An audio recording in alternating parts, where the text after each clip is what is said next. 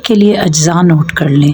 سفید زیرہ 4 کھانے کے چمچ، کالا زیرہ 2 کھانے کے چمچ۔ یہ ہے دار چینی اور لونگ۔ میں نے ٹوٹی ہوئی دار چینی لے لی تھی جو مسالے میں تھی کیونکہ ہمیں اسے باریک پیسنا ہے۔ لونگ اور دار چینی ملا کر 2 چمچ لے لیا ہم نے۔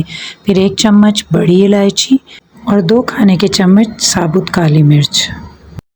اب اس میں لیں 1 چمچ جاوتری اور 2 جائفل کے ٹکڑے جن کا اوپر کا چھلکا آپ اتار دیں گی۔ اگر آپ کے پاس موجود ہے تو پپلی 3 عدد یہ بھی شامل کر دیں۔ اس کے بعد ثابت دھنیا 2 کھانے کے چمچ بھر کے ڈال دیں اور اب ان تمام چیزوں کو فرائنگ پین میں ڈال کر کچھ دیر ہلکی درمیانی آنچ پر بھون لیں۔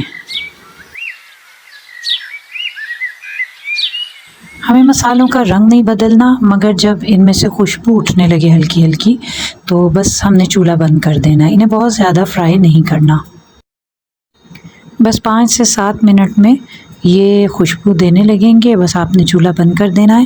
اور جب یہ ٹھنڈا ہو جائے تو اس کو مکسر میں ڈالیں اور باریک پیس لیں۔